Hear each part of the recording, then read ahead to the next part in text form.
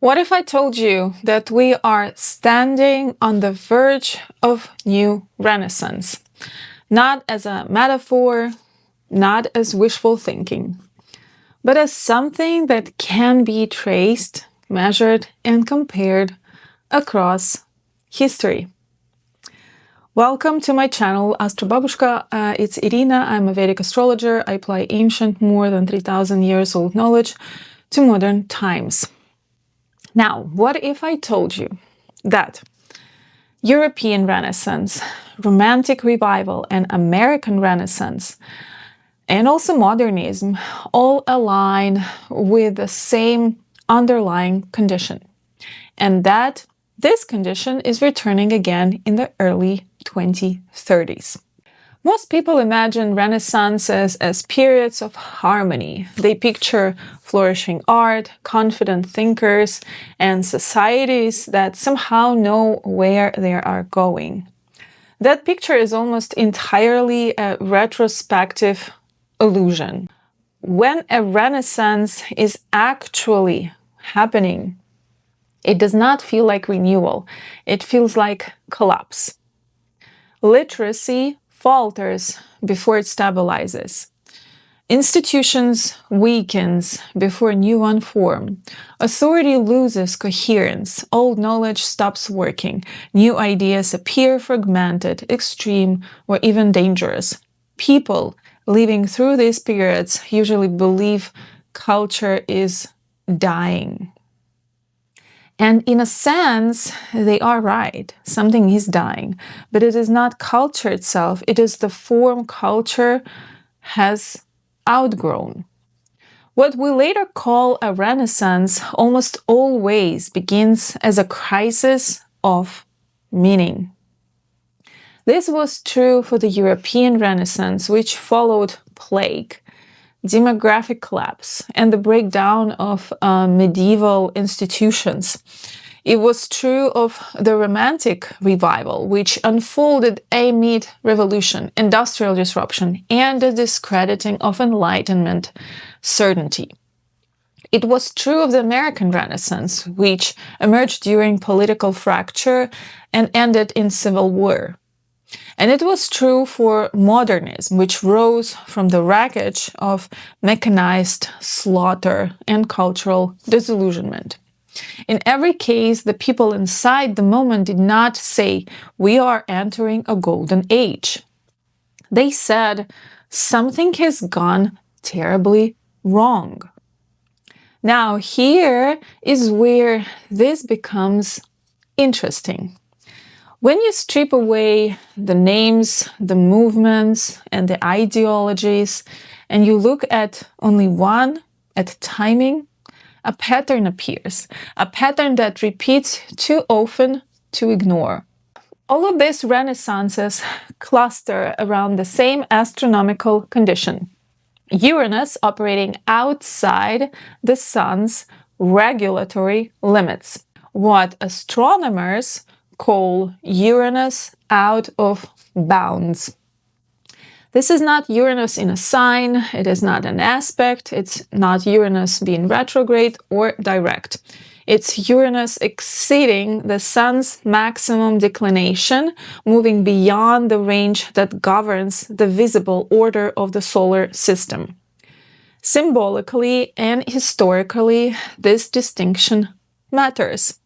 When Uranus goes out of bounds, it is no longer constrained by the system that organizes continuity, authority, and regulation. And when that happens, knowledge behaves the same way. Learning escapes institutions. Innovation moves to the margins. Artists, writers, inventors, and thinkers appears outside of the system. Norms fracture. Experiments multiply. Nothing looks stable. Everything looks excessive. And because it is excessive, it is resisted. Every renaissance is opposed while it's forming. The European Renaissance was attacked as pagan and corrupt. Romantic poets were dismissed as irrational and dangerous. American transcendentalists, sorry, I cannot pronounce this name, transcendentalists. American transcendentalists were mocked as amateurs and mystics. Modernists were accused of destroying art itself. And only later were these movements absorbed, named, and dignified. This is why it is so easy to misread our own moment. We see declining attention spans, universities defunding the humanities, technology advancing without restraint, political language losing coherence, and we assume we are witnessing cultural death. But history suggests otherwise. History suggests something else. It suggests that these are not signs of the end, they are signs of release. When Uranus goes out of bounds, culture stops being managed. It stops being centralized, it stops asking permission, and that is deeply unsettling to institutions built on continuity and control. And what emerges instead is uneven, chaotic, and often contradictory, but it is also alive. Let me show you how this pattern actually works. What you are seeing now is a table of every period in recorded history when Uranus moved out of bounds. This is a purely astronomical condition. It has nothing to do with belief. It is measurable fact. It is science. This does not happen often, and when it does, it lasts for about 5-10 years, long enough to reshape a generation. This table is not a list of golden ages, it is not a list of masterpieces, it is not a list of moments when culture felt confident or complete. It marks something far less comfortable. It marks periods when order fails to contain innovation. Historically, when Uranus goes out of bounds, the same things begin to happen, regardless of century or culture. Knowledge moves outside institutions, authority weakens or fragments, new ideas appear without permission. Established systems struggle to adapt. This is not flowering phase of a renaissance, it is the rupture that makes a renaissance possible. What later looks coherent almost always begins as disorder. Take the European Renaissance. Textbooks usually place it between the 14th and 16th centuries, but that is the finished version. The version with perspective, anatomy, and masterpieces, the ignition looks very different. The early phases follow plague, labor collapse, weakened religious authority, and the rise of private patronage. Artists and scholars were no longer protected by institutions. They survived through unstable networks and individual support. Humanism did not emerge because medieval culture was healthy. It emerged because medieval structures could no longer contain new knowledge. That is the Uranus out of bounds. Now, the Romantic revival follows the same logic. At the time, it was not experienced as beauty or sensitivity. It was experienced as excess, emotional volatility, political danger, rebellion against reason itself. Revolutions, industrial disruption, the collapse of Enlightenment certainty. The poets were not institutional voices. Blake was engraver, Coleridge unstable and uncredentialed, Shelley politically expelled. Romanticism did not begin as a movement, it began as resistance. Only afterward was it gathered, named, and softened by history. The American Renaissance repeats the pattern.